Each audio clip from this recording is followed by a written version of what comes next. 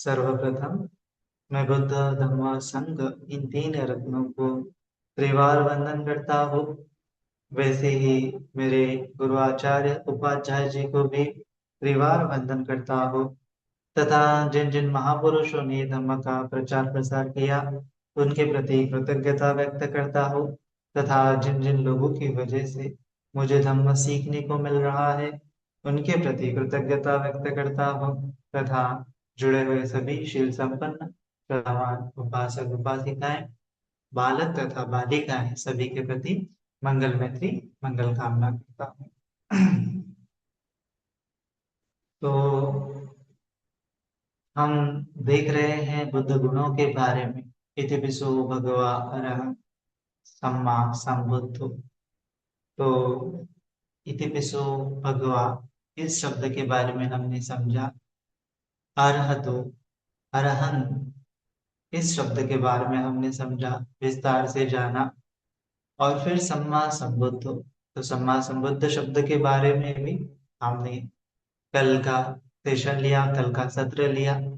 और उसने उस सत्र में हमने जाना कि जो सम्यक संबुद्ध होता है, जो कोई व्यक्ति सम्यक संबुद्ध होता है तो उसको ज्ञान प्राप्त होता है। तो जो सम्यक संबोधि है यह एक ज्ञान की अवस्था है ना। जिस प्रकार से अरहंत अवस्था होती है वह चित्त की अवस्था होती है, उसी प्रकार से सम्मा संबोधि यह ज्ञान की अवस्था होती है। फिर हमने कल जाना कि सम्यक संबोधि तीन प्रकार की होती है, बुद्ध तीन प्रकार के होते हैं। सम्यक संबुद्ध होते हैं, पच्चेक बुद्ध होते हैं और श्रावक बुद्ध होते हैं। तो जो सम्यक संबुद्ध होते हैं उनको बहुत सारा ज्ञान प्राप्त होता है। पच्चेक बुद्ध भी बुद्ध होते हैं लेकिन सम्यक संबुद्ध के जितना उनको ज्ञान नहीं मिलता। वह धम्म चक्र प्रवर्तन को गतिमान नहीं कर सकते। और फिर तीसरा जो श्रावक बुद्ध बोला, तो श्रावक बुद्ध मतलब भगवान बुद्ध जिनके भगवान जी से धम्म सुन के और जो आर्य सत्य का प्रैक्टिस करते हैं फिर अनंत हो जाते हैं, जो भगवान बुद्ध जी के शिष्य है उनको श्रावक बुद्ध कहा जाता है। तो तीन प्रकार के बुद्ध है। तो इसीलिए इन सभी में जो सम्यक संबोधि है वह श्रेष्ठतम है। सम्यक संबोधि जो है अनुत्तर है, उसके ऊपर कोई ज्ञान नहीं है। सम्यक संबोधि अंतिम ज्ञान है। तो जो व्यक्ति इस अंतिम ज्ञान को उपलब्ध हो जाता है ऐसे व्यक्ति को सम्यक संबुद्ध बोला जाता है ना। तो यह जो ज्ञान है किसी को भी प्राप्त हो सकता है ना। किसी को भी प्राप्त हो सकता है लेकिन ये बहुत दुर्लभता से प्राप्त होता है ना। ऐसे आम साधारण ज्ञान नहीं है, असाधारण ज्ञान बोला गया है ना। मतलब बहुत विशेष है और बहुत विशेष व्यक्ति को ही ये ज्ञान जो है प्राप्त हो जाता है। हजारों हजारों सालों का समय बीत जाता है ना। हजारों हजारों जन्मों का समय बीत जाता है, लाखों लाखों कल्पों का समय बीत जाता है, तब जाके कोई व्यक्ति जो होता है ज्ञान को प्राप्त कर लेता है, असाधारण ज्ञान को प्राप्त कर लेता है, असाधारण संबोधि को प्राप्त कर लेता है। ऐसे व्यक्ति को सम्मा संबुद्ध बोला जाता है ना। तो वह कोई भी हो सकता है। तो आज तक जो गौतम बुद्ध है ये हमारे हम जानते हैं, जिनको जिनसे हम धम्म सुन रहे हैं, ये अंतिम 28 इस 28 बुद्ध हुए हैं है ना। ये गौतम सम्यक संबुद्ध जी के पहले भी 27 बुद्ध हो चुके हैं, वह भी सम्यक संबुद्ध है। पच्चीक बुद्ध की अगर बात करेंगे तो अनगिनत पच्चीक बुद्ध हो गए हैं। पच्चीक बुद्ध की गिनती नहीं की जा सकती, इतने सारे अनगिनत। जो भगवान जी का समय नहीं होता है, जिस समय में बुद्ध शासन नहीं होता है, ऐसे समय में भी कोई व्यक्ति मुक्त हो सकता है। तो ऐसे मुक्त पुरुष को ही पच्चीक बुद्ध बोला जाता है। लेकिन पच्चीक बुद्ध सही मायने में चार आर्य सत्य का प्रचार प्रसार नहीं करता है, लोगों को नहीं समझा पाता है। यह उसके बोधि का लिमिटेशन होता है। और फिर जो श्रावक बुद्ध होते हैं इनकी संख्या अगर देखे जाए तो पच्चीक बुद्ध से सैकड़ों गुना हजार गुना ज्यादा होती है ना। मसलन के तौर पर भगवान बुद्ध जी के समय में हजारों हजारों लाखों लाखों अरहत भिक्षु थे, वे सभी के सभी श्रावक बुद्ध थे। तो आज से भगवान जी के समय से आज तक 2500 साल हो रहे हैं। तो इस 2500 साल में न जाने कितने अरहत हो चुके हैं, कितने श्रावक बुद्ध हो चुके हैं, लाखों लाखों की, उनकी भी गिनती नहीं की जा सकती है। तो इस प्रकार से सम्यक संबुद्ध 28 हुए हैं, पच्चिम बुद्ध हजारों हजारों हुए हैं, और श्रावक बुद्ध लाखों लाखों अनगिनत हुए हैं, है ना। तो इसीलिए सम्यक संबोधि दुर्लभ है। सम्यक संबुद्ध को जो ज्ञान मिलता है, ज्ञान मिलता है, प्रज्ञा का बोध होता है, वह अंतिम है, असाधारण है ना। जिस प्रकार से साधारण ज्ञान में हमने देखा था, कल हमने जाना था कि बोध वृक्ष में जो सिद्धार्थ गौतम जब ध्यान कर रहे थे 6 साल तपश्चर्या करने के बाद, उनको वैशाख पूर्णिमा के दिन ज्ञान प्राप्त हुआ। तो हमने देखा था कि सबसे पहले उनको दिव्य चक्षु ज्ञान प्राप्त हुआ, आनापान सती वो ध्यान साधना करते रहे, चतुर्थ ध्यान में गए, चतुर्थ ध्यान को बार बार परिशुद्ध करते गए, फिर उनको कुंभी निवासानुसति का ज्ञान हुआ कि पूर्व जन्म उनको दिखने लगे। फिर उसके पश्चात दूसरा ज्ञान उनको प्राप्त हुआ, दिव्य चक्षु का ज्ञान, कि जिस प्रकार से मेरे पुनर्जन्म मुझे दिख रहे हैं, मेरे अनेकों जन्म हुए हैं, उस प्रकार से सभी सत्वों के ऐसे जन्म हुए क्या, ऐसा उन्होंने जानने की कोशिश की, तब जाकर उनको दिव्य चक्षु ज्ञान प्राप्त हुआ कि सभी सत्व जन्म ले रहे हैं, मृत्यु पा रहे हैं, फिर से जन्म ले रहे हैं, फिर से मृत्यु पा रहे हैं, अनगिनत बार। ये साइकिल कभी भी खत्म नहीं हो रही है। जैसे बीज से जो है पौधा बनता है, पौधा से फल, बड़ा बड़ा पेड़ बनता है, पेड़ को फल आते हैं, फल में बीज आता है, फिर बीज से बोएंगे तो उसको पेड़ आता है, पेड़ को फल आता है, फिर बीज आता है, फिर बीज को बोएंगे तो फल, पेड़ आता है, फिर फल आता है, फिर बीज आता है। तो ऐसे अगर साइकिल देखते जाएंगे तो ये कभी ना खत्म होने वाली साइकिल हमें नजर आती है, चक्र हमें नजर आता है। तो इसीलिए इस संसार को संसरण बोला गया है कि कोई जो सत्व होता है, जन्म लेता है, मरता है, फिर जन्म लेता है, फिर मरता है, कभी सुगति जाता है, कभी दुर्गति जाता है, संचरण कर रहा है, घूम रहा है। तो इसीलिए इसको भव चक्र भी बोला जाता है इस संसार को, है ना। एक चक्र की तरह रिपीटेडली वो लूप में फंस चुका है। बीज से फल बनता है, फल से बीज बनता है, बीज से पेड़ बनता है, पेड़ से फल बनता है, फल से बीज बनता है। इसी प्रकार से हम इस संसार में फंसे हुए हैं। तो फिर जो बोधिसत्व थे, गौतम बोधिसत्व थे, सिद्धार्थ गौतम, जिन्होंने जाना कि ये जन्म और मृत्यु का कारण क्या है, तब जाके उस कारण को खोजते हुए उनको दुख समुदय आर्य सत्य पता चला। और फिर इस दुख समुदय को कैसे खत्म करेंगे, तो दुख निरोध आर्य सत्य पता चला, और प्रज्ञा का प्रकाश खिल गया। और सुबह सुबह होते तक, वैशाख पूर्णिमा का जो चांद है, चांदनी खिलते तक, सुबह की रोशनी आते तक, जो सिद्धार्थ गौतम है वह बुद्ध बन गए, है ना। उनका तණहानं क्षय मज्जगा विसंखारितं चित्तं तणहानं क्षय मज्जगा, वो चित्त पूरी तरह से विसंखारित हो गया और तृष्णा का अंत हो गया। वह व्यक्ति भगवत्ता को प्राप्त हो गया, भगवान हो गया, राग द्वेष मोह को भग्न भग्न कर दिया, खंडित कर दिया, अरहत हो गया, अपने शत्रुओं को पराजित कर लिया, है ना, पूरा मन को जीत लिया, अरहत हो गया, सम्यक संबुद्ध हो गया, फिर उसको अनंत अनंत ज्ञान जो है प्राप्त हो गए। तो ये तीन प्रकार के ज्ञान, जो तीसरा ज्ञान है सबसे इंपॉर्टेंट ज्ञान, आसुवा का ज्ञान हमने देखा था। फिर उसके बाद उनको अन्य ज्ञान भी प्राप्त हुए, जैसे दिव्य सोत ज्ञान, के दूर का सुन सकते हैं। इन ज्ञानों पे उन्होंने प्रैक्टिस नहीं की, ये अपने आप प्राप्त हो गए। ऐसा क्यों होता है?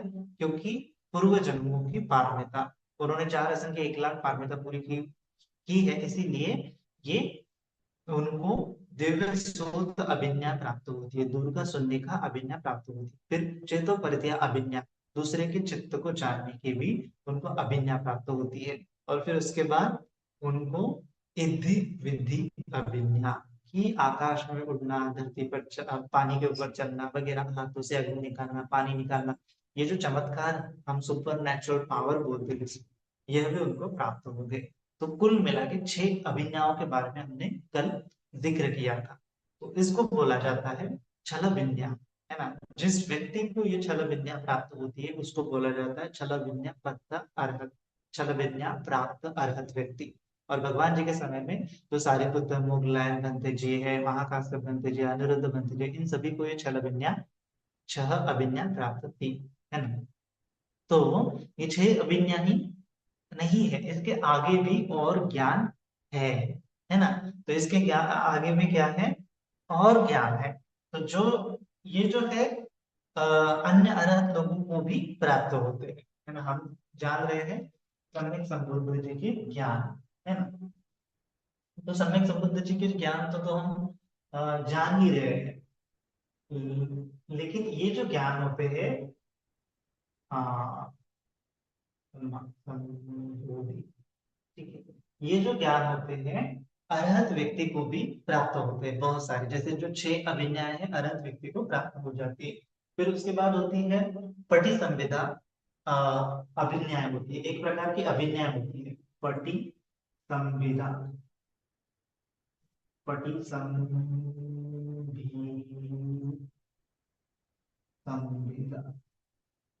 पटी संविदा ज्ञान,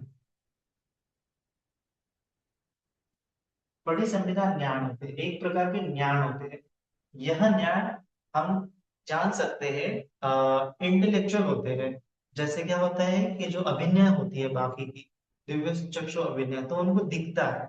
आंख बंद करने के बाद भी कोई सत्व होता है, देवता है, उनको दिख जाता है। जो अपाय गति के सत्व है वो उनको दिख जाते हैं, तो ये दिख जाता है। दिव्य सोच में भी शब्द उनको सुनाई देते हैं, शब्द का स्पर्श होता है ना। चेतोपरतीय ज्ञान में भी चित्त का स्पर्श होता है, विद्या विद्या ज्ञान में भी काया का स्पर्श होता है। लेकिन ये पढ़ी संवेदा ज्ञान क्या होते हैं, ये नॉलेज के ज्ञान होते हैं। नॉलेज के ज्ञान मतलब क्या होता है कि किसी 4 प्रकार के पढ़ी संवेदाएं बताई गई, 4 प्रकार के पढ़ी संवेदा ज्ञान होते हैं। नंबर 1 होता है अर्थ पढ़ी संवेदा, अर्थ पढ़ी संवेदा, है ना। अर्थ पढ़ी संवेदा, अर्थपढ़ी संविदा मतलब कि जो भगवान जी है किसी भी चीज का अर्थ जो है जानते हैं। तो दुनिया में अगर कोई भी, अगर उनके पास हम एक चीज लेके जाएंगे तो वह जानेंगे कि इस चीज का क्या अर्थ है, यह चीज किस हेतु प्रत्यय से काम आ सकती है, इसका क्या हेतु है, क्या प्रत्यय है, क्या उपयोग है, ऐसा वो जान सकते हैं।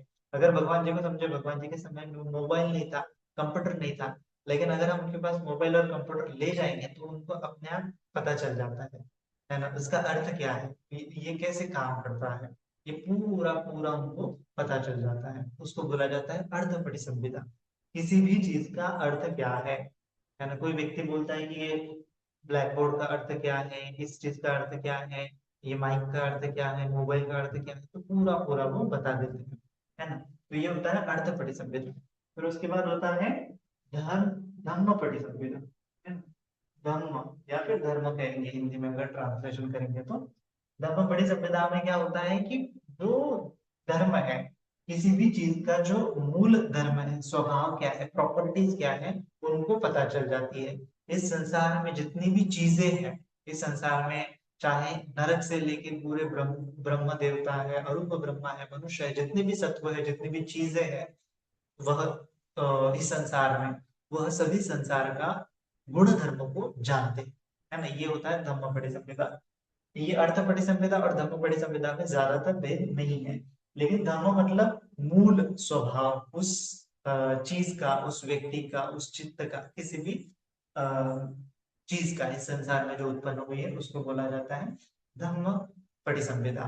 तो इसमें क्या होता है कि धम्म में ये भी आ जाता है कि पाली भाषा को भी वो जान दे देते हैं, है ना। जैसे बहुत सारे अरहंत होते हैं जो भगवान जी के बाद उत्पन्न होते हैं, जैसे अभी के समय में भी अगर उनको धम्म पढ़ी संविदा अगर प्राप्त हो जाती है, तो अगर त्रिपिटक उन्होंने नहीं भी पढ़ा है तो उनको पूरा त्रिपिटक का ज्ञान प्राप्त हो जाता है।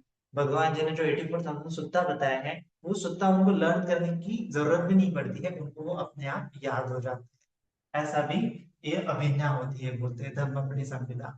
फिर उसके बाद होता है निरुति पटी संविदा, निरुति पटी संविदा।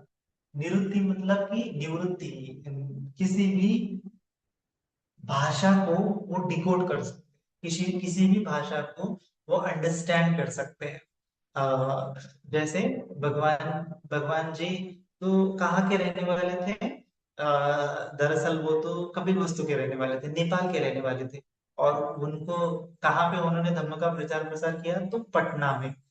ये जो मगध राज्य है, बिहार राज्य है, तो बिहार में पाली भाषा बोली जाती थी, लेकिन नेपाल में तो नेपाली बोली जाती थी। लेकिन भगवान जी ने ये भाषा क्या किया, अपने आप सीख जाते हैं, जिस क्षेत्र में वो चले जाते हैं उस क्षेत्र की वो भाषा बोल पाते हैं, है ना। जैसे कोई देवता लोग है तो देवता लोगों की भाषा अन्य होती है, लेकिन भगवान जी वो भाषा भी समझ पाते हैं, देवता लोगों से भी बातचीत कर पाते हैं।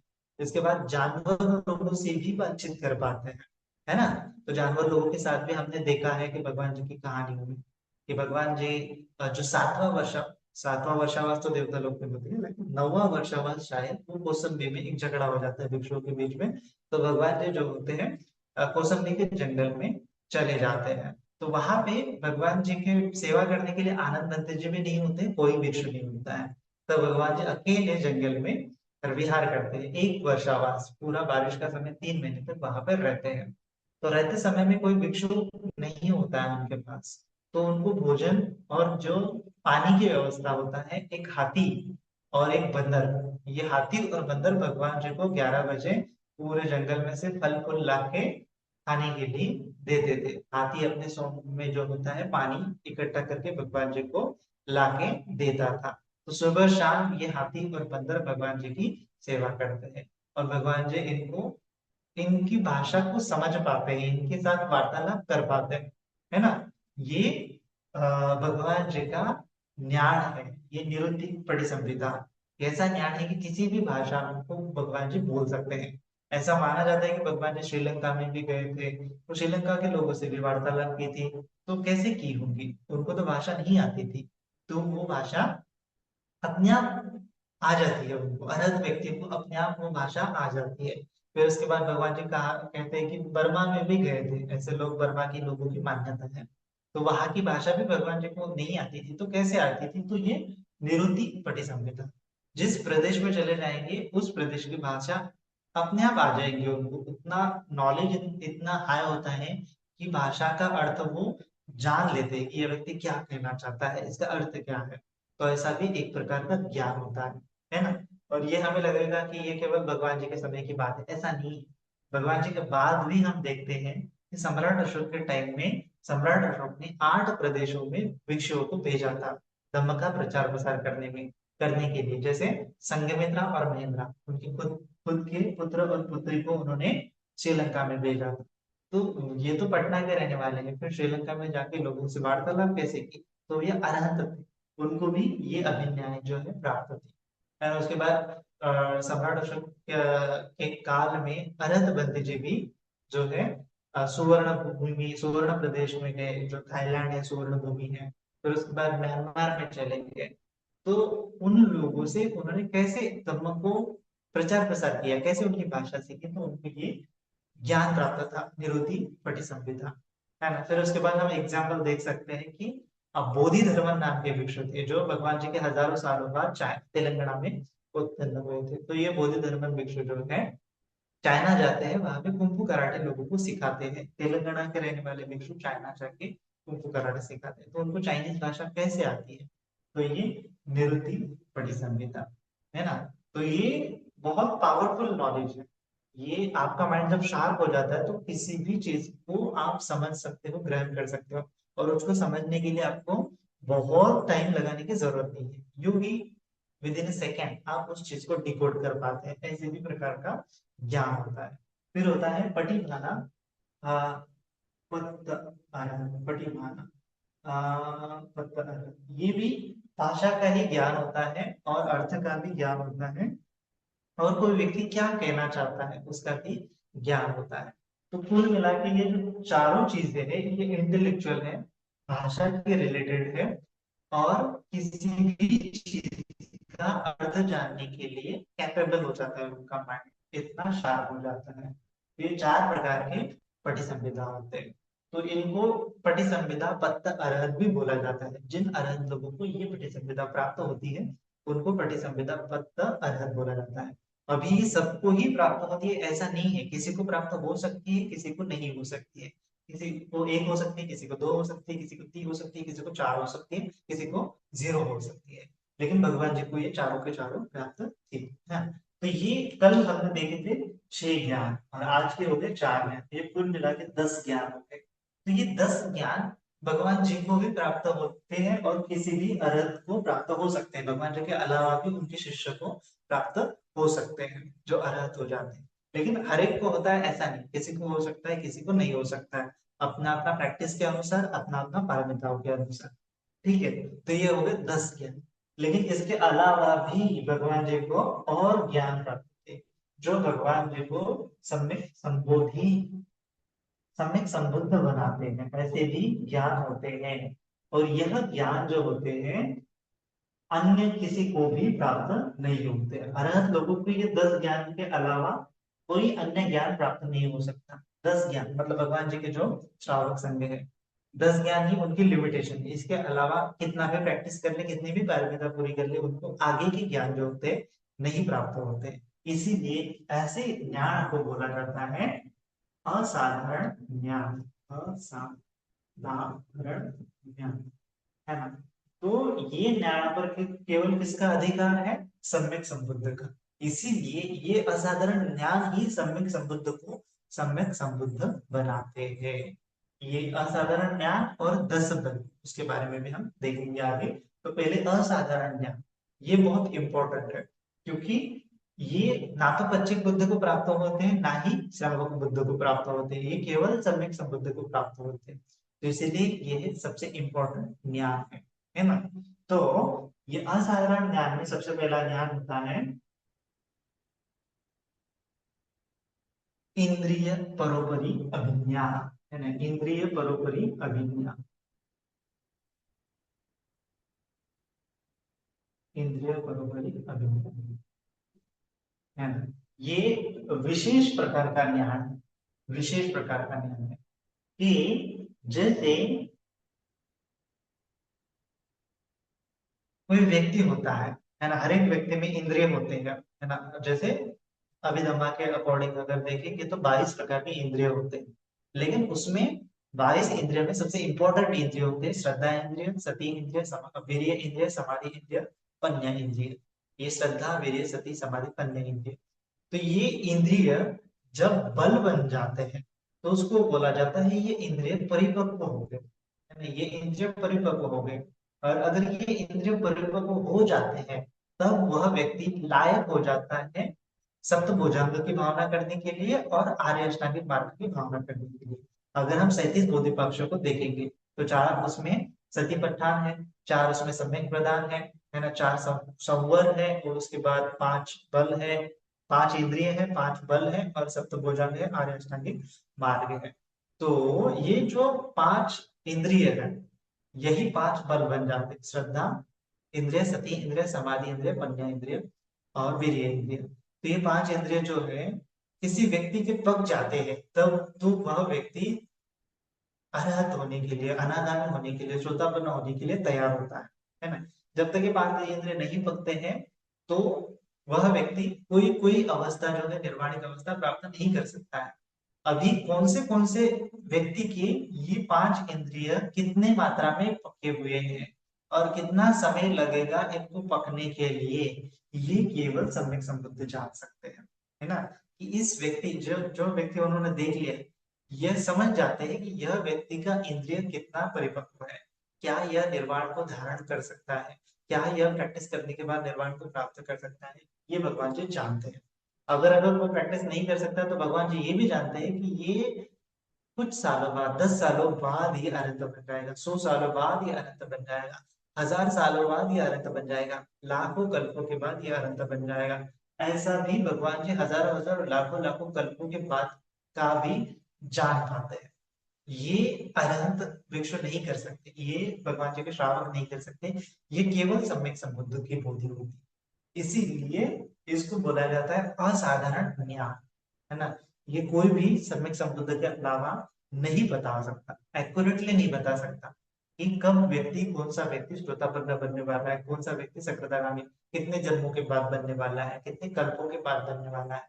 ये केवल सम्यक संबुद्ध ही बता पाते हैं। तो ये सम्यक संबुद्ध का 10 बल में से एक बल है कि वो भूत भविष्य वर्तमान को तीनों को जान सकते हैं। कर्म का सिद्धांत जो बोला जाता है अचिंत्य विषय है, तो अचिंत्य विषय केवल सम्यक संबुद्ध जान पाते हैं। बाकी अन्य श्रावक बुद्ध भी नहीं जान पाते, पच्चिक बुद्ध भी नहीं जान पाते, है ना।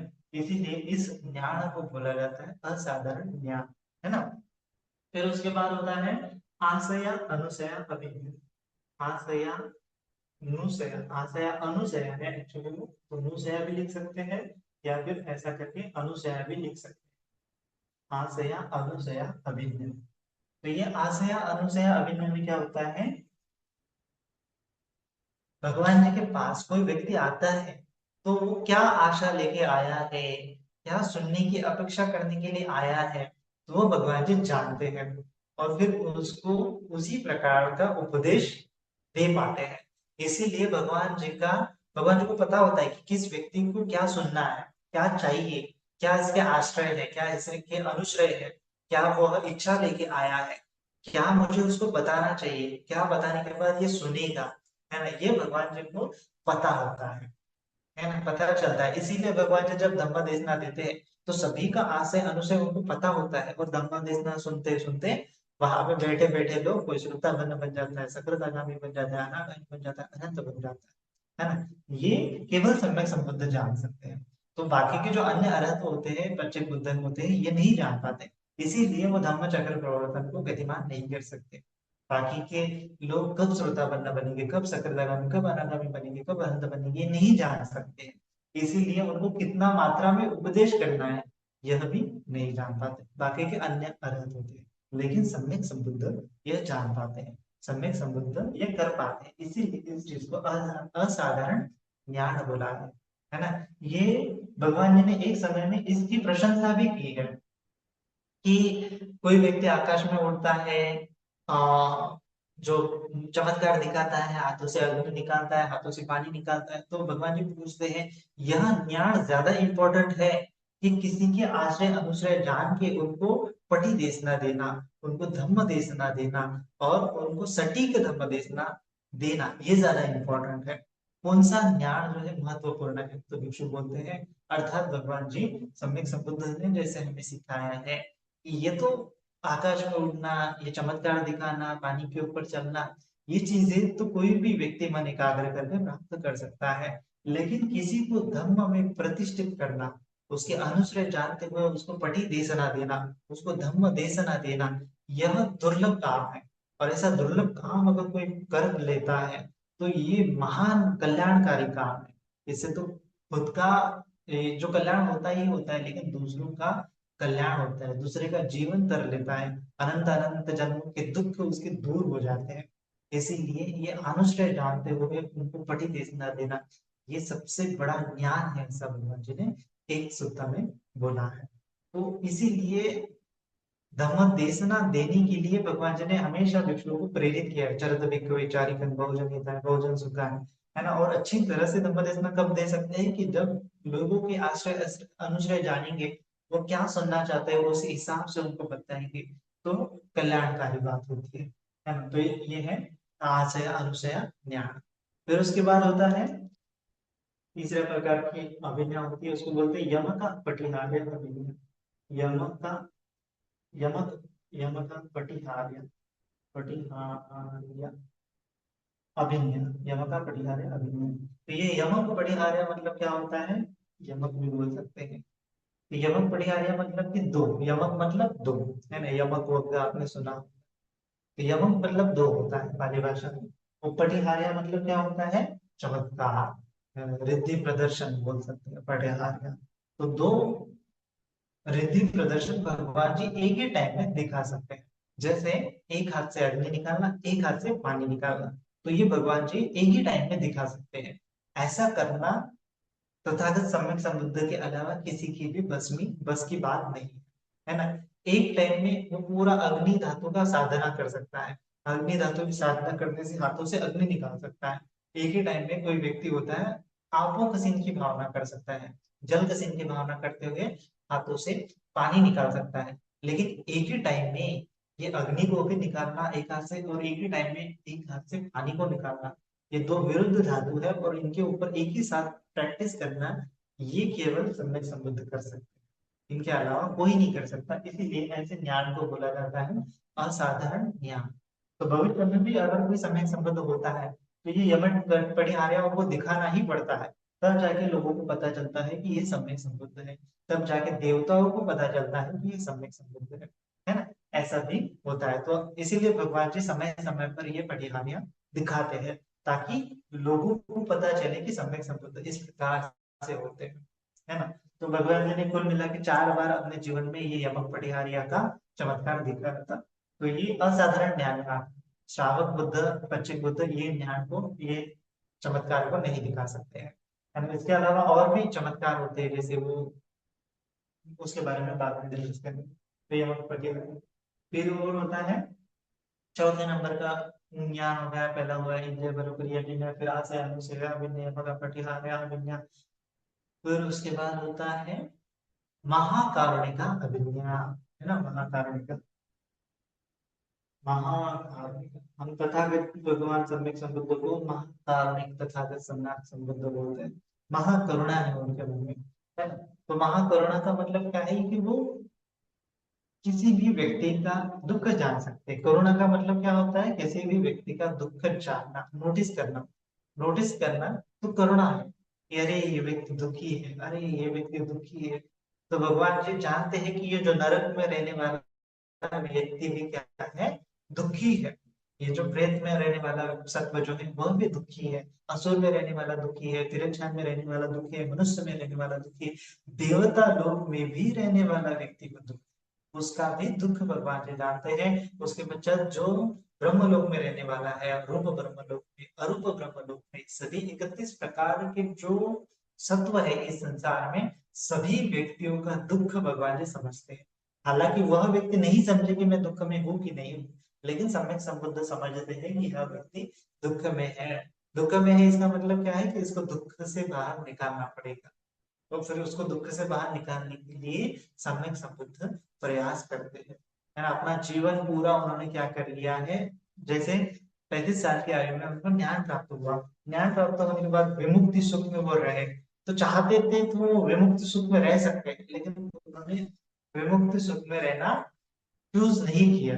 क्यों नहीं किया, क्योंकि ये महाकरुण करुणा के कारण क्या किया उन्होंने, अपना धर्म लोगों को बताया कि लोगों के भी दुख दूर हो जाए, लोगों को भी सुख का मार्ग मिल जाए। तो इसीलिए वो हमेशा दिन और रात 45 साल तक उन्होंने लोगों को, देवताओं को, है ना, दम देशना दिया कि 31 प्रकार के जितने सत्व हो सकते हैं उतने सत्वों को वो ज्ञान जो है बांटने का कोशिश किया, प्रयास किया, है ना। खुद जाके वहां पे धम्म देशना देने के लिए भगवान जी चाहते थे। तो एक और विशिष्ट प्रकार का अभिनय होता है यहाँ महाकारुण्य का, मतलब कि भगवान जी, ऐसा कहा जाता है कि भगवान जी ज्यादा सोते नहीं है ना। भगवान जी केवल 1 घंटा 20 मिनट सोते हैं रात में, है ना। 1 घंटा 20 मिनट सो गए, फिर लाइक दो 2-2:30 बजे के अराउंड में उठ जाते हैं। 1 बजे सो जाते हैं, 2-2:30 बजे के बीच में उठ जाते हैं। फिर उठने के बाद क्या करते हैं, तो क्या करते हैं कि वह महाकारुणिका अभिनय करते हैं, महाकारुणिका अभिनय का प्रैक्टिस करते हैं। तो ये महाकारुणिका अभिनय कैसी होती है बोलते हैं, तो जब सुबह वो ध्यान करते हैं और ध्यान में वो देखते हैं कि मेरे आजू बाजू में सभी सत्वों को देखते हैं, सभी सत्वों को, सभी मनुष्य को, सभी सत्वों को, देवताओं को, और देखते हैं कि इनकी इंद्रिय, आज किसके इंद्रिय जो है परिपक्व हो रहे हैं, और उसको जाके उसकी इंद्रिय अगर परिपक्व हो रहे हो तो वह व्यक्ति श्रोतापन्न बनने की पॉसिबिलिटी है, सकलदानम यानागाम में अरहत बनने की पॉसिबिलिटी है। तो भगवान जी क्या करते हैं, उसको धम्म देशना देने के लिए चाहते हैं, चाहे वो व्यक्ति कितना भी दूर हो, है ना, 10-10 किलोमीटर, 20-20 किलोमीटर, है ना, 25-25, 30-30 किलोमीटर दूर है, तो भगवान जी पैदल चलते चलते चलते उस व्यक्ति को धम्म देशना देने के लिए वहां पे चाहते हैं। ये भगवान जी की महाकरुणा है ना, करुणा है। ऐसा कोई नहीं कर सकता, जो स्वार्थी इंसान है वो कभी ऐसा नहीं कर सकता है। जिस के मन में करुणा है वही दूसरों के लिए, दूसरों का दुख निकालने के लिए, दूर करने के लिए अथक परिश्रम करता है। तो भगवान जी का परिश्रम, भगवान जी के जैसा परिश्रम इस दुनिया में किसी ने नहीं किया, तो इसीलिए उनको महाकारुणिक बोला जाता है ना। तो अंत में भगवान जी को जब हम देखते हैं कुशीनारा में उनका परिनिर्वाण पूरा होता है, तो भगवान जी बताते हैं ना कि ये सुभद्रा के साथ आनंद मंत्र जी बोलते हैं भगवान जी को आराम करना है।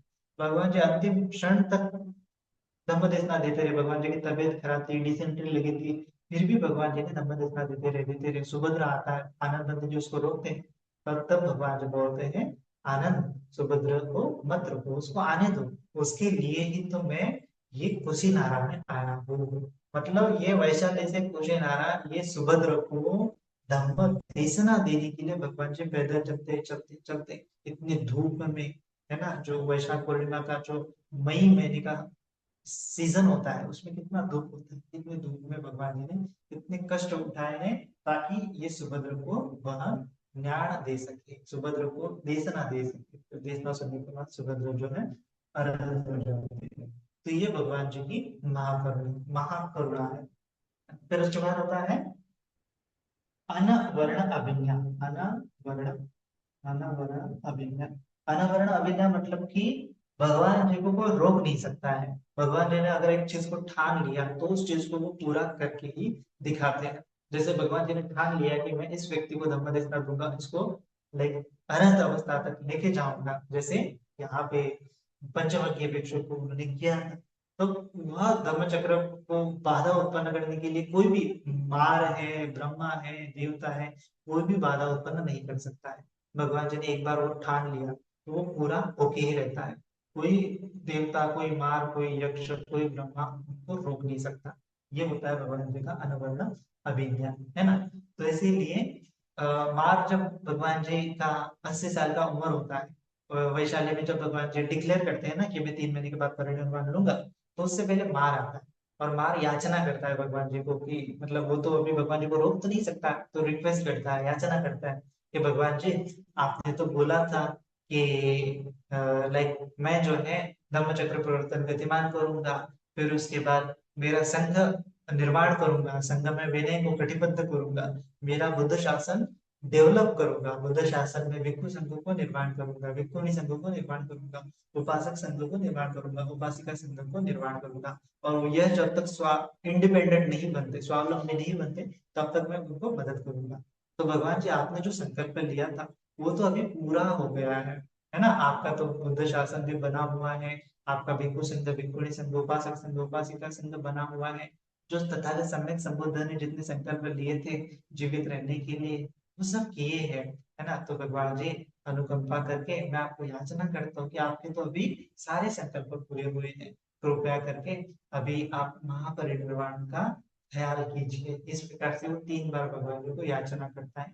तब भगवान जी इसके बाद ही डिक्लेयर कर देते हैं कि मैं 3 महीने के पश्चात महापरिनिर्वाण लूंगा करके। तो मार भी उनको रोक नहीं सकता। भले ही वो शुरुआत में उसने तो पहले भी नहीं रोका, बोधिसत्व होते हुए भी वो रोक नहीं पाया, तो बुद्धा बनने के बाद क्या ही रोक पाएगा, है ना। तो ये होता है अनवरत। दूसरा होता है कि भगवान जी को कोई मार नहीं सकता। उनका जैसे अरहंत का खून हो सकता है, उनको मार सकते हैं लोग, लेकिन भगवान बुद्ध जी को कोई नहीं मार सकता।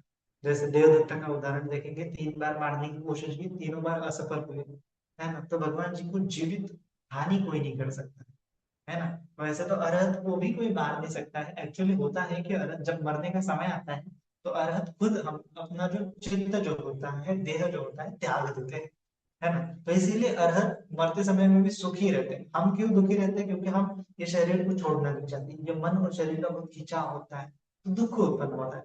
अरहत व्यक्ति का कैसा होता है कि कोई मारने के लिए आया तो छोड़ दिया चित्त, ऐसा होता है। तो इसीलिए दुख होता ही नहीं है। तो उनको मृत्यु आता नहीं है, बोलते हैं अरहत व्यक्ति को उनको देह को त्यागना पड़ता है ना। हालांकि अरहत व्यक्ति को मारने की कोशिश की जा सकती है, जैसे अपना महामुगलन बंदे जी को मारने की कोशिश की, उनको काटा था बारबार, लेकिन भगवान बुद्ध जी को ऐसा कोई भी नहीं कर सकता है ना। अरहत की हत्या हो सकती है, लेकिन सम्यक संबुद्ध की हत्या किसी के बस की बात नहीं है, इम्पॉसिबल होता है। लेकिन भगवान जी के शरीर से खून निकाल सकते हैं, तो खून ये देवदत्त ने निकाला था, तो इतना ही भगवान जी का नुकसान कर सकते हैं। लेकिन इतना भी नुकसान करने से, इतना छोटा सा नुकसान करने मात्र से, अंगुली को छोटा सा कोर लगने मात्र से यह जो देवदत्त है इसका नरक का कर्म बन गया और वो नरक में गया, है ना। अभी एक कल्प तक, एक असंख्य कल्प तक वो वहां पे रहेगा, बोलते हैं। तो इतना भारी नुकसान होता है कि अगर सम्यक संबुद्ध को कोई मारने की कोशिश करता है, मार तो नहीं पाता, कोशिश भी किया तो नरक में चला जाता है। और फिर लास्ट में होता है भगवान जी का एक और ज्ञान, उसको बोला जाता है तत्व न्यूता, तत्व न्यूता अभिज्ञा। और ये सभी अभिज्ञाओं का कोर है, सभी अभिज्ञाओं का पीक है, सभी अभिज्ञाओं का अंतिम छोर है, टोक है। हाँ, ये संपन्न होता है अभिज्ञा कि भगवान जी दुनिया में, इस संसार में ऐसी कौन सी चीज नहीं है जिसके बारे में भगवान जी जान नहीं सकते। सभी चीजों के बारे में भगवान जी जान सकते हैं कि इस चीज की उत्पत्ति कैसे हुई, ये चीज नष्ट कब होगी, कितने सालों के बाद, कितने असंख्य कल्पों के बाद, कितने लाखों सालों के बाद।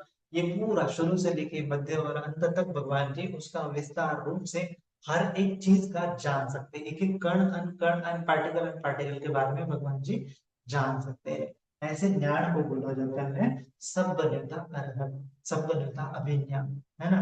सब्बन्यता अभिज्ञा, और ये केवल सम्यक संबंधों को ही प्राप्त होती है, इसके अलावा नहीं प्राप्त होती है। तो इसीलिए सब्बन्यता होने की वजह से जो अचिंत्य विषय है, जो साधारण व्यक्ति नहीं समझ सकता, जैसे बुद्ध की बोधि क्या है, कर्म का फल क्या होता है, ध्यान क्या होता है, संसार का जो संसार का अंतिम है क्या, संसार अनंत है क्या, ये साधारण व्यक्ति अगर चिंतन मनन करने लगता है तो कहा जाता है कि वह पागल हो जाता है, पागल हो सकता है। लेकिन केवल सम्यक संबंध उसको अपनी बोधि ध्यान के आधार पर साक्षात्कार कर लेते, जान लेते, अनुभूति के आधार पर। ये ज्ञान जो होता है अरहत व्यक्ति को भी नहीं प्राप्त होता है। अरहत व्यक्ति मतलब जो भगवान जी के प्रज्ञा में सबसे अरहत सबसे अग्र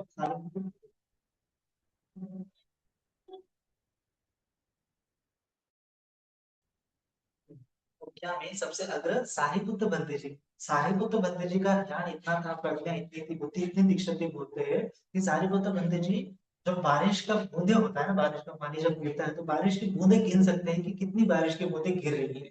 और अगर ठीक से अगर और ज्यादा सूक्ष्म रूप से जानेंगे तो धरती पर कितनी बूंदे गिर रही है बारिश की, समंदर में बारिश की कितनी बूंदे गिर रही है, ऐसा एक एक बूंद को नोट कैलकुलेट कर सकते हैं, जान सकते हैं। इतना सूक्ष्म उनका बुद्धि है, इतना शार्प उनका मेमोरी है सारिपुत्र भक्ति जी। अभिधम्मा का गहन टीचिंग को समझ पाते हैं। लेकिन सारिपुत्र भक्ति जी भी ये अचिंत्य विषय जो होते हैं ना, बुद्ध की बुद्धि, कर्म का विपाक, और ये जो ध्यान का विषय अचिंत्य है, और उसके बाद बोला गया है कि संसार का जो सीमित है कि असीमित है, इसका जो विषय है। तो एक बार सारिपुत्र भट्ट जी वो जानने के लिए कोशिश करने लगे कि ये संसार कहाँ से शुरुआत हुआ है। एक एक समय में बैठ गए ध्यान में लगा के कि कब मैं देखता हूँ, देखते गए दिखता ही रहा, दिखता ही रहा। फिर उसके बाद भगवान जी वहां पे आए और भगवान जी बोले कि सारिपुत्र जी, ये जो है केवल सम्यक संबुद्ध की बोली है, ये साधारण अर्थ की बोली नहीं हो सकती। तो सारिपुत्र बंदी जी समझ जाते हैं कि ये मेरे बस की बात नहीं है, ये केवल सम्यक संबुद्ध की बस की बात है कि वो सभी चीजों को जान सकते हैं, एक अर्हत कभी भी नहीं जान सकता है। इतना ज्ञान भगवान जी को होता है। और सारिपुत्र बंदी जी केवल जान पाते हैं कि भगवान जी को इतना ज्ञान है, इतना ज्ञान तो उनको नहीं था, लेकिन एक केवल एस्टिमेट, एक तर्क लगाते हैं, एक अंदाज लगाते हैं कि भगवान जी को इतना सारा ज्ञान इन्हें प्राप्त था। भगवान कहा जाता है कि इस संसार में कि भगवान बुद्ध जी को कितना ज्ञान प्राप्त था, ये केवल सारिपुत्र बुद्ध जी जानते थे, उनको तो नहीं प्राप्त था, लेकिन केवल जानते थे। है ना, हम जैसे एक हम जानते हैं ना कि एक अदर व्यक्ति कितना विद्वान है ना, हम उस विद्वान व्यक्ति के बारे में जानते हैं, लेकिन हम उतने विद्वान नहीं होते। उसी प्रकार से सारिपुत्र बंदे जी केवल जानते हैं कि भगवान जी ने क्या क्या प्राप्त किया था, लेकिन सारिपुत्र बंदे जी ने वो नहीं प्राप्त किया था। इतना होता है भगवान बुद्ध जी का बोधि। तो ये संबंधिता अभिनय। तो कहा जाता है कि सारिपुत्र बंदे जी के बाद इस दुनिया में किसी को नहीं पता है कि भगवान जी को क्या ज्ञान प्राप्त हुआ था। इतना भगवान जी का बोधि अचिंत्य है, अचिंत्य है, चिंतन मनन भी नहीं कर सकते, कल्पना भी नहीं कर सकते, कल्पना से बाहर है, इमेजिनेशन से भी बाहर है, इतना ज्यादा ज्ञान संबंधिता अभिनय। तो संबंधिता अभिनय के बारे में एक हम ख्याल कर सकते हैं कि कितना बुद्ध की बोधि है। तो एक समय की बात है जब भगवान जी लाइक उनको डिक्लेयर किया कि कुशीनरा में जाएंगे, तो आनंद बंदे जी बड़े उदास उनके साथ चल दिए वैशाली से कुशीनरा की तरफ। जाते जाते जंगल से जा रहे हैं, पतझड़ का मौसम है, आनंद बंदे जी बहुत उदास है, भगवान जी के पीछे पीछे चल रहे हैं।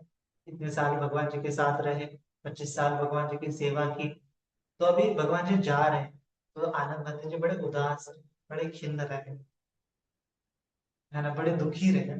तो जाते जाते समय आनंद बंदे जी के मन में ख्याल आया कि भगवान जी तो अभी नहीं जा रहे, तो उन्होंने भगवान जी को प्रश्न, भगवान जी तो अभी नहीं रहेंगे, तो भगवान जी को उन्होंने प्रश्न किया कि भगवान जी आप तो हमें छोड़ के जा रहे हैं, है ना, आप तो हमें छोड़ के जा रहे हैं। तो आनंद बंधु जी का भी मुझे बहुत अच्छा लगता है कि आनंद बंधु जी हमेशा भगवान जी को प्रश्न पूछते हैं, और इतने अच्छे अच्छे प्रश्न पूछते हैं कि आनंद बंधु जी की वजह से ही हमें ये इतना त्रिपिटक बुद्धवाणी सुनने को मिल रही है, बुद्धवाणी का संकलन किया गया है। संकलन करना एक अलग बात है, लेकिन आनंद बंदर जी का कहा जाता है, आनंद बंदर जी जो उपाधियां दी ना भगवान जी ने, तो उसमें से 5 उपाधियां आनंद बंदर जी को मिली है, तो बहुश्रुत में सबसे अग्र आनंद बंदर जी थे। इतना सुना है आनंद बंदर जी ने कि अन्य व्यक्ति ने उतना कभी भी नहीं सुना है, आरत व्यक्ति ने। तो भगवान जी जितने भी प्रवचन दिए हैं आनंद बंदर जी ने वो सुने हैं। कैसे सुने हैं, तो उसकी एक कहानी है। तो उसकी कहानी ऐसी है कि भगवान जी आ, एक समय में ऐसी बात है कि भगवान जी के अलग अलग सेवक हुआ करते थे शुरुआत में, लेकिन कोई भी प्रॉपरली भगवान जी की सेवा नहीं कर पाता था। कोई थोड़े समय के लिए करता है, फिर छोड़ देता है, कोई थोड़े समय के लिए करता है, छोड़ देता है। ऐसे भगवान जी के बहुत सारे सेवक भिक्षु रह चुके हैं, लेकिन कोई ऐसा परमानेंट सेवक नहीं रहा, है ना। तो हमेशा क्या होता है कि भगवान जी को छोड़ के चले जाते हैं, वो बोलते हैं कि भगवान जी हमें ध्यान करना है, हमें मुक्त होना है, आप तो मुक्त हो गए, इस प्रकार से भी भगवान जी को वो बोल देते हैं। तो भगवान जी ने सोचा तो ये पुनः पुनः पुनः पुनः ये सेवक हो गए, तो 7 सेवक हो गए भगवान जी के, 7वें आनंद बंदे जी थे। तो 6 सेवक हो गए, छोड़ के चले जाते हैं। तो भगवान जी ने फिर भिक्षु संघ की मीटिंग बुलाई कि ये सेवक आते हैं चले जाते हैं, कोई टिकता नहीं है, तो मुझे अच्छा सेवक चाहिए कि जो मेरी अच्छे से सेवा कर सके। तब वहां पे सभी लोग, भिक्षु लोग होते हैं ना, एक दूसरे को, जैसे हम टीचर जब कोई क्वेश्चन करता है तो हम एक स्टूडेंट लोग एक को आगे करते हैं कि हाँ ये कर सकता है, ये कर सकता है। तो सभी भिक्षु लोग इशारा करते हैं आनंद बंदे जी की तरफ कि आनंद बंदे जी बहुत अच्छे से सेवा करते हैं, तो आनंद बंदे जी अगर भगवान जी की सेवा करेंगे तो बहुत अच्छा होगा। तो सभी लोग हामी भर देते हैं कि हाँ हम में से आनंद बंदे जी आपकी सेवा करेंगे। तो भगवान जी पूछते हैं कि क्या आनंद, आप हमारी सेवा करोगे? तब आनंद बंदे जी बोलते हैं भगवान जी मैं आपकी सेवा करने के लिए तैयार हूँ, लेकिन मेरी एक शर्त है ना, मेरी एक शर्त है कि, वो शर्त बता दे भगवान जी, बोलो क्या है। तो बोलते हैं कि भगवान जी जब मैं आपकी सेवा करूंगा, तो मैं आपकी सेवा करूंगा तो क्या होगा कि मुझे आपके लिए पानी लाना पड़ेगा, पीने के लिए पानी लाना पड़ेगा, नहाने के लिए पानी लाना पड़ेगा, नहाने का प्रबंध करना पड़ेगा, आपके कपड़े धोना पड़ेगा, चिवर पात्र धोना पड़ेगा, आपका कुटी साफ सफाई करना पड़ेगा, कोई आपको मिलने के लिए आएगा तो अपॉइंटमेंट लेना पड़ेगा, तो इतने सारे काम मुझे करने पड़ेंगे, और इस काम करने में मैं बिजी रहूंगा, है ना। और बिजी रहूंगा तो समझो मैं पानी लेने के लिए आपको चला गया जो तालाब पर, उसी बीच कोई व्यक्ति आता है और आपको धम्मदेशना देता है, तो वो धम्मदेशना तो मैं नहीं सुन पाऊंगा, क्योंकि मैं तो बिजी रहूंगा आपकी सेवा करने के लिए, आपके चीवर धोने के लिए, आपको नहाने के लिए, पानी लाने के लिए। तो इसीलिए बाकी के जो अन्य भिक्षु थे वो नहीं टिके थे, है ना, उनको धम्मदेशना सुनने को ही नहीं मिलती है, तो वो सेवा क्यों करेंगे, वो उनको तो धम्मदेशना सुनने आनी चाहिए ना। तो इसीलिए मेरी ऐसी एक शर्त है कि जब मैं आपकी सेवा में बिजी रहूंगा, है ना, जब मैं आपकी सेवा में बिजी रहूंगा, उस समय में कोई कोई किसी व्यक्ति को, किसी सत्व को आप धम्मादेश ना देते हो, तो मेरी ऐसी शर्त है कि जब मैं वापस आऊंगा, शाम के समय में आपके साथ बैठूंगा, तो उस समय में आपने किसी अन्य व्यक्ति को, किसी अन्य सत्व को अगर धम्मदेशना दी है तो वह मुझे बताना। जब मैं हाजिर नहीं रहूंगा और आपने किसी को धम्मदेशना दी होगी तो वह मुझे आपको रिपीट करना पड़ेगा। यह मेरी शर्त अगर आपको मंजूर है तो ही मैं आपका सेवक बनूंगा, नहीं तो नहीं बनूंगा। तो भगवान जी हंसते हैं, मुस्कुराते हैं और साधु साधु बोल देते हैं, है ना। ये तब से पश्चात क्या होता है कि भगवान जी ने जितनी भी धम्म देशना दी है वो आनंद बंधु जी ने सुनी है। देवता लोगों को भी धम्म देशना दी है, तो भी भगवान जी ने फिर बताया कि आनंद, देवता फलाना फलाना देवता आया था और उसने ऐसा प्रश्न पूछा, मैंने उसको ऐसा उत्तर दिया। इसीलिए आनंद बंधु जी को इतने सारे सुत्ता पता होते हैं, और ये त्रिपिटक जो है बना हुआ है। अन्यथा आनंद बंदे जी ने ये शर्त नहीं रखी होती तो हमें भगवान जी की वाणी किस किस को क्या क्या धम्म देशना दी है पता ही नहीं चलती। देवता लोगों को धम्म देशना दी है वो भी पता नहीं चलती। तो ये आनंद बंदे जी का हमारे ऊपर बहुत बड़ा उपकार है ना। तो ये आनंद बंदे जी बहुत बहुत बहुत अच्छे हैं, है ना, ऐसा हम बोल सकते हैं। बहुश्रुत भी है, सेवा में भी अग्र है। भगवान जी की इतनी सेवा करते थे, इतनी सेवा करते थे, बोलते थे कि दिन और रात, दिन में तो सेवा करते थे, रात में भी वो भगवान जी को कुछ लगता है क्या, भगवान जी को कुछ लगता है क्या, तो इसे देखने के लिए जाते हैं, है ना। 16 बार, रात में 16 बार वो भगवान जी की कुटी में जाते हैं, उसका राउंड लगाते हैं कि भगवान जी उठे हैं क्या, भगवान जी को वॉशरूम जाना है क्या, टॉयलेट जाना है क्या, पानी चाहिए क्या। तो वो देखते हैं भगवान जी के कुटी के आजू बाजू में, भगवान जी इधर गए हैं क्या, बाहर है क्या, अंदर है क्या। ऐसा वो 16 बार आते हैं, फिर अपनी कुटी में जाते हैं विश्राम करने के लिए। आनंद बंदर जी भी नहीं सोते हैं, वो बैठे बैठे ही ध्यान करते हैं, उनका अधिष्ठान था, है ना। तो वो बैठे बैठे ही रहते हैं, वो सोते सोते नहीं रहते। तो ऐसे आनंद बंदर जी सेवा में भी अग्रणी है, उनको उपाधि मिला है, भगवान जी ने एतदग्गु उनको उपाधि दिया है। तो इस प्रकार से आनंद बंदर जी फिर वो कुशीनारा से वैशाली से कुशीनारा भगवान जी के साथ जा रहे हैं, जा रहे हैं। फिर भगवान जी को ऐसे क्वेश्चन पूछते हैं, क्वेश्चन भी अनेकों बार पूछते हैं। तो इस बार उन्होंने प्रश्न किया कि भगवान जी आप तो हमें छोड़ के जा रहे हैं, तो आप तो हमें छोड़ के जा रहे हैं, तो अभी मुझे आपसे ये पूछना है कि आपको जितना ज्ञान था, आपको जितना ज्ञान मिला था, क्या सारा का सारा ज्ञान आपने हम लोगों को बता दिया है क्या, है ना। ऐसा प्रश्न आनंद बंद जी भगवान जी को पूछते हैं। फिर भगवान जी बोलते हैं, आनंद अपने हाथ में पत्ते उठाओ। जो पतझड़ का मौसम था, जंगल में जा रहे होते हैं तो नीचे बहुत सारे पत्ते गिरे हुए होते हैं, तो आनंद बंद जी अपने हाथ में ऐसे पत्ते उठाते हैं। तब भगवान जी बोलते हैं, आनंद मुझे बताओ कि तुम्हारे हाथ में ये पत्ते ज्यादा है कि इस जंगल में जितने जमीन पर पड़े हुए पत्ते हैं, पेड़ पे लगे हुए कुछ पत्ते हैं, है ना, ये ज्यादा है। तो भगवान जी, मैं तो तुलना ही नहीं कर सकता, मेरे हाथ में तो कितने गिने चुने पत्ते हैं, लेकिन इस जंगल में, इतना बड़ा जंगल है और इस जंगल में नीचे पड़े हुए पत्ते हैं, पेड़ पे लगे पत्ते हैं, इन पत्तों की तो मैं गिनना गणना भी नहीं कर सकता। इतने ज्यादा पत्ते हैं और इनका कंपैरिजन हो ही नहीं सकता। तब भगवान जी बोलते हैं, ठीक इसी प्रकार से तुम्हारे हाथ में जितने पत्ते हैं उतनी ही मात्रा में मैंने आप लोगों को धर्म बताया, पर्याप्त धर्म बताया, जो निर्वाण तक आपको ले जाता है। इसके अलावा तथागत की बोधि अगर उसकी कल्पना करेंगे तो इस जंगल में जितने जमीन पर पड़े हुए पत्ते हैं, पेड़ पे लगे पत्ते हैं, इन सभी से कई गुना ज्यादा तथागत की संबोधि होती है, ऐसा भगवान जी बोलते हैं। मतलब हम कल्पना कर सकते कि जो भगवान जी ने अपने जीवन में पूरे उपदेश दिए हैं, जो आनंद जी के हाथ में उतने पत्ते हैं, उतना ही है। मतलब 84,000 उपदेश, 84,000 उपदेश भी छोटी बात नहीं है, बहुत बड़ी बात है। उसका अध्ययन करते जाएंगे तो पूरा जीवन निकल जाता है। तो भगवान जी ने इतना हमें बताया है, लेकिन इसके अलावा भगवान जी कितना सारा जानते हैं, उसकी हम कल्पना भी नहीं कर सकते हैं, है ना। तो जितने अनगिनत पत्ते हैं उस पूरे जंगल में गिरे हुए, पेड़ पे लगे हुए पत्ते हैं, उससे भी कई गुना तथागत जानते हैं, है ना। तो ये बोला जाता है तद्वन्यता अभिज्ञा, तद्वन्यता अभिज्ञा। इस सभी प्रकार का ज्ञान इस संसार में कोई भी चीज जो है भगवान जी से छिप नहीं सकती, सभी चीजों का ज्ञान भगवान जी को प्राप्त था। तो ऐसे असाधारण ज्ञान को धारण करने वाले हमारे सम्यक संबुद्ध है। तो ऐसे सम्यक संबुद्ध हमेशा देव और मनुष्य के शास्त्रा रहते हैं, वंदनीय रहते हैं, पूजनीय रहते हैं, है ना। तो ऐसा ज्ञान भगवान जी को, असाधारण ज्ञान भगवान जी को प्राप्त हुआ था, है ना। तो ये ज्ञान के कारण कोई व्यक्ति जो होता है सम्यक संबुद्ध कहलाता है। जिस भी व्यक्ति को ये ज्ञान प्राप्त होगा उस व्यक्ति को सम्यक संबुद्ध बोलते हैं, है ना। ऐसा नहीं कि ये ज्ञान केवल मतलब गौतम को मिला है, ऐसे ज्ञान गौतम को मिला है, ऐसा नहीं, किसी को भी प्राप्त हो सकता है।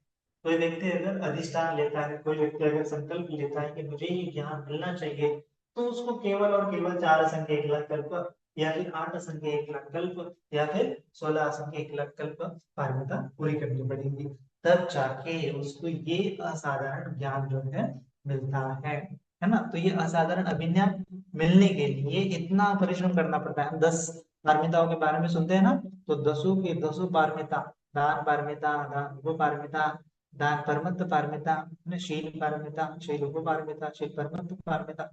तो परमत्ता मतलब कि ये ज्ञान को पाने के लिए, अगर हम शॉर्टकट में अगर कहेंगे तो ज्ञान को पाने के लिए भगवान जी ने अनेकों अनेकों जन्मों में अपना जीवन तक कुर्बान किया है, अपना जीवन तक लोगों के लिए समर्पित किया, अर्पित किया है ना। तो इतना असाधारण ज्ञान उनको तब जाके मिला है ना। ये कोई मामूली बात नहीं है, मामूली ज्ञान नहीं है ना। ये किसी साधारण व्यक्ति को प्राप्त करने की भी बस की बात नहीं है ना। उसको 10 जो पारमिता है, अनेकों अनेकों जन्मों में प्राप्त करनी पड़ते हैं, है ना। तो इसी के बाद तथागत का एक और होता है, उसके बोला जाता है सम्यक संबोधि में एक और चीज ऐड होती है। सबसे पहले तो छल विन्या है, फिर पटिसंभिदा है, पटिसंभिदा ज्ञान है, फिर उसके बाद असाधारण ज्ञान है, फिर उसके बाद बोला जाता है 10 बल ज्ञान, है ना। तथागत तथागत के ये 10 बल होते हैं, ये अन्य बल होते हैं। इस बलों के कारण भी तथागत तथागत होते हैं, सम्यक संबंध होते हैं, है ना। तो 10 बल तनु जना बोधि चेतिया नमामि बोला गया है कि 10 बल धारण करने वाले व्यक्ति को हम नमन कर रहे हैं, उनके उसके चैत्य को नमन कर रहे हैं। तो ये कोई साधारण चैत्य नहीं है, साधारण व्यक्ति नहीं है ना। तो ये 10 बल ज्ञानों को हम जानेंगे।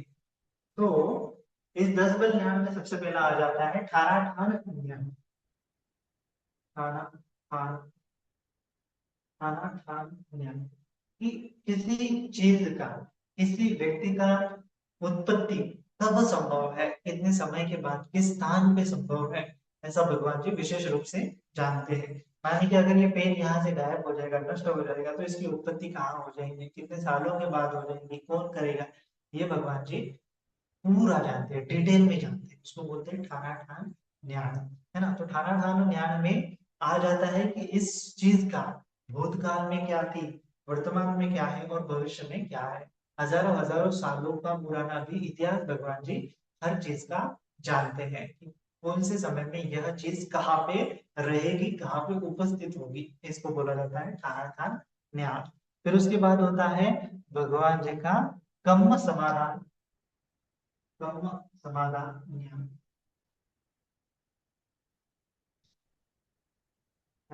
कर्म समाधान। कर्म समाधान मतलब क्या होता है कि किसी व्यक्ति के भूत भविष्य वर्तमान के कर्म, है ना, भूत भविष्य वर्तमान के कर्म, कि किस व्यक्ति का कर्म का विपाक कब आएगा, ये केवल सम्यक संबुद्ध ही जान पाते हैं। जैसे बोला जाता है ना, कर्म का विपाक अचिंत्य है, कि कर्म के विपाक कैसे आते हैं, ये सम्यक संबुद्ध के अलावा कोई नहीं जान सकता है। तो ये होता है, उसको बोला जाता है समाधान, है ना। कम्म समाधान ज्ञान, कम्म समाधान ज्ञान, है ना। कम्म समाधान ज्ञान में क्या होता है कि उसमें जो भगवान बुद्ध जी का, जो किसी व्यक्ति का भूतकाल का, भविष्य काल का, वर्तमान काल का विपाक क्या रहेगा, कब रहेगा, कैसे रहेगा, ये सब जानते हैं। फिर उसके बाद बोलते हैं तीसरा प्रकार का ये होता है संबद्ध गामी, संबद्ध गामिनी, संबद्ध संबद्ध गामिनी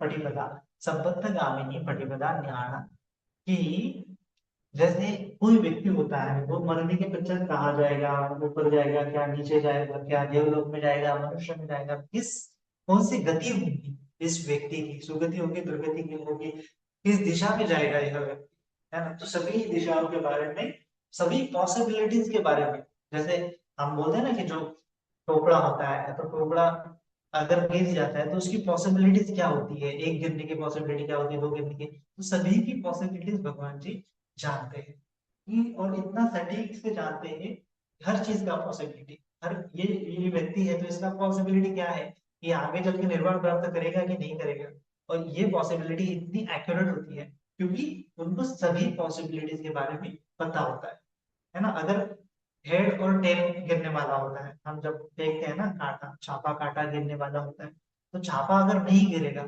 अगर हमें ये क्लियरली पता होता है तो इसका मतलब कांटा ही गिरेगा। तो अगर कोई व्यक्ति जो होता है, अगर उत्तर दिशा में नहीं जाएगा, पश्चिम दिशा में नहीं जाएगा, दक्षिण दिशा में नहीं जाएगा, तो इसका मतलब वो पूर्व दिशा में ही जाएगा, है ना। ऐसा हम एक ये कर सकते हैं ना, एक प्रेडिक्शन कर सकते हैं तो ऐसा प्रेडिक्शन करने का एबिलिटी भगवान जी का अल्टीमेट था। ये सबंध काम, सभी दिशाओं का प्रेडिक्शन भगवान जी सटीक रूप से कर सकते थे। तो इसीलिए इस ज्ञान को बोला जाता है सबंध गामिनी पटिपदा। फिर होता है अनेक धातु नाना धातु। अनेक धातु, अनेक धातु, नाना धातु।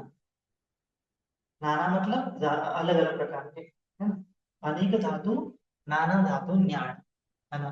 तो जो जगत और प्रकृति के विविध तत्व होते हैं, धातु होते हैं, जैसे अलग अलग प्रकार के धातु होते हैं ना, नाम के धातु होते हैं, रूप के धातु होते हैं। तो रूप में भी धातु होते हैं, चित्त में भी धातु होते हैं, तो 18 प्रकार के धातु होते हैं। और ये लोक में धातु होते हैं, लोकोत्तर धातु होते हैं, निर्वाण का धातु होता है। तो सभी धातुओं के बारे में भगवान जी जानते हैं। इस संसार में ऐसा कोई धातु नहीं है एग्जिस्ट करने वाला, नॉन एग्जिस्ट करने वाला, जो तथागत संबंध संबंध नहीं जानते। ऐसा उनका धातु का ज्ञान होता है। मतलब पदार्थ बोल सकते हैं, तत्व बोल सकते हैं, सभी प्रकार के तत्वों को वो जानते हैं। हम लोग बोलते हैं ना, तत्व होता है, ये तत्व होता है, वो तत्व होता है, फिजिकल तत्व होता है, मेंटल तत्व होता है, तत्व बोल सकते हैं, धातु बोल सकते हैं, उसको भगवान जी जानते हैं, है ना। तो उसके बाद होता है नाना धी मुक्ति। नाना धी मुक्ति ज्ञान, है ना। नाना धी मुक्ति ज्ञान, नाना धी मुक्तिक, नाना धी मुक्तिक ज्ञान। नानाधि मुक्ति का ज्ञान मतलब विविध जीवों के जो स्वभाव होते हैं, उनका अभिचित्त क्या है, उनका मानसिक झुकाव किस तरफ है, उनके संस्कार किस तरफ है, उनका चित्त किस तरह से झुकता है, अधिमुक्त होता है, आसक्त होता है, किस दिशा में होता है, किस थॉट में होता है, किस इमोशन में होता है ना, किस संस्कार में होता है, किस कर्मों की वजह से होता है, ये भगवान जी अपने आप जानते हैं। फिर उसके बाद होता है ज्ञानादि विमुख ज्ञान। ज्ञानादि विमुख ज्ञान, ज्ञानादि विमुख, ज्ञानादि विमुख। ज्ञानादि विमुख का ज्ञान में क्या होता है कि जो ज्ञान है, अलग अलग प्रकार के जो ज्ञान बोले हैं, फिर होता है विमुक्ति होता है। कितने प्रकार की विमुक्ति होती है, जैसे चेतो विमुक्ति होती है, पन्या विमुक्ति होती है। फिर उसके बाद होता है समाधि, कितने प्रकार की समाधि होती है, रूप समाधि होती है, अरूप समाधि होती है, लोकोत्तर समाधि होती है। और कितने प्रकार की समापत्तियां होती है, निरोध समापत्ति वगैरह होती है। और इसमें कौन से संकलेश रहने के कारण कौन सा व्यक्ति फंस जाता है ना। इसका उत्पत्ति कब होता है, विनाश कब होता है। जैसे बोला जाता है ना, ध्यान भी अचिंत्य विषय है। तो ध्यान एग्जैक्टली क्या है, ये बहुत अचिंत्य विषय है कि कैसे प्राप्त होता है, कैसे होता है। लेकिन तथागत उसको इजीली जान पाते हैं, है ना, इजीली जान पाते हैं। इसको बोला जाता है ज्ञानादि विमुख। जितने प्रकार के ज्ञान है, विमोक्ष है, समापत्तियां है, समाधियां है, निर्वाण है, लोकीय है, लोकोत्तर है, उन सभी को भगवान जी जानते हैं, है ना। ये हो गया ज्ञानादि विमुख ज्ञान। फिर इसके बाद होता है इंद्रिय परोपरियत ज्ञान। यानी इंद्रिय परोपरियत ज्ञान में जैसे हम जानते हैं, जो हम ये छह इंद्रिय परोपरियत अभिज्ञा जैसे हमने देखा था वही है ना। 7वें नंबर का क्या है, इंद्रिय परोपरियत, परोपरिय अभिज्ञा, इंद्रिय परोपरि अभिज्ञा जो हमने पहले देखी थी, इंद्रिय परोपरि अभिज्ञा है। और फिर इसके बाद 8वें नंबर का भगवान जी का बल होता है कि बुद्धि निवासानुसति, बुद्धि निवासानुसति, है ना। बुद्धि निवासानुसति एक बल होता है। और फिर उसके बाद होता है नीरा, है ना। मतलब इंद्रिय परोपरि होता है, इंद्रिय परोपरि इंद्रिय को जानने वाला होता है कितने नंबर का, 7 नंबर का। 8 नंबर का होता है बुद्धि निवासानुसति। और 9 नंबर का होता है दिव्य चक्षु, दिव्य चक्षु। और 10 नंबर का होता है हाँ सब है ना। हाँ है। तो ये 10, ये हो गया भगवान जी के 10 बल। तो ये 4 रिपीट हो जाते हैं, ठीक है। 4 रिपीट हो जाते हैं, लेकिन जो 6 होते हैं, 6 को हम एक्स्ट्रा बोल सकते हैं। जैसे हमने कितने देखे थे शुरुआत में, शुरुआत में हमने देखे थे 6 अभिज्ञा, छल विद्या, प्लस उसके बाद हमने देखा था 4 पटी संविदा, फिर उसके बाद हमने देखा था 6 असाधारण अभिज्ञान। और फिर अभी अभी हम इसमें क्या करेंगे, ये होंगे 16 16 प्रकार के ज्ञान हो गए। 16 प्रकार के ज्ञान में ये 6 एक 10 बल होते हैं, तो 10 बल में ये 6 बल हम ऐड कर देंगे, क्योंकि ये तो 4 जो है रिपीट हो जाते हैं ना, 3 तो 4 जो है रिपीट हो गए, तो इसलिए 10 में से 6 बाकी रह गए, तो 16 प्लस 6 ये हो जाता है 22, है ना। तो 22 टाइप्स के ज्ञान भगवान जी को प्राप्त होते हैं। इस 22 टाइप्स के ज्ञान को भी बोला जाता है सम्मा संबोधि, सम्यक संबोधि, है ना, सम्यक संबुद्ध हो जाता है अगर उसको ये 6 असाधारण ज्ञान और ये 10 बल भी प्राप्त हो जाते हैं, तो ऐसे व्यक्ति को भी सम्यक संबुद्ध बोला जाता है। तो ये 6 असाधारण ज्ञान और ये 10 बल, ये 16 बहुत इंपॉर्टेंट है ना, 16 में। और इसके बाद ये 6 अभिज्ञा है, 4 पटिसंवेदा है, कभी कभार उनको काउंट किया जाता है, नहीं किया जाता है। पर इसके अलावा भी बहुत छोटे मोटे ज्ञान होते हैं, लेकिन उसका जिक्र हम नहीं करते क्योंकि वो संपन्नता अभिज्ञा में आ जाता है। ये सबसे बड़ी अभिज्ञा बोल सकता हूँ मैं, सर्वज्ञता अभिज्ञा, सर्वज्ञता। भगवान जी सर्वज्ञ सर्वज्ञ है, ऐसा बोलने से उसमें सभी चीजें क्या हो जाती है, इंक्लूड हो जाती है, कोई चीज वहां पे शेष रह ही नहीं जाती। सभी चीजें जानते हैं तो सभी ज्ञानों के बारे में जानते हैं, सभी ज्ञानों के बारे में जानते हैं तो उसके प्राप्ति का उपाय भी जानते हैं, प्राप्त कैसे होती है, कब नष्ट होती है, वो भी जानते हैं, है ना। नाना दी विमुक्ति है, नाना दी विमोक्ष है ना, नाना दी विमुक्ति, नाना दी विमोक्ष ज्ञान जो होता है भगवान जी इजीली जान पाते हैं, कर पाते हैं। तो ये भगवान बुद्ध जी की 16 अभिज्ञा और ये 10 बल, है ना, ये सम्यक संबोधि कहलाते हैं। तो इसीलिए हम जब पूजा करेंगे ना, इति विश्व भगवा अरहं सम्मा संबुद्धो, तो सम्मा संबुद्धो का मतलब इतना सारा आपको याद करना पड़ेगा, तब जाके ये सम्मा संबुद्धो का आपको मीनिंग रिकॉग्नाइज होगा, रिमेम्बर होगा, उसका आप सटीक ढंग से चिंतन मनन करते हैं। और फिर आपके मन में ऐसी श्रद्धा उत्पन्न हो सकती है कि इतना अथांग महासागर के जितना ज्ञान जिस व्यक्ति को प्राप्त हुआ है, वैसे व्यक्ति को मैं बार बार नमन करूंगा, हजारों बार नमन करूंगा, है ना, ऐसा हमारा श्रद्धा उत्पन्न हो जाती है ना। तो क्यों, बुद्ध ये साधारण व्यक्ति नहीं है, असाधारण है। सम्यक संबुद्ध ये बोधि साधारण नहीं है, असाधारण है, अचिंत्य अचिंत्य, अपमेय अपमेय बोला गया है।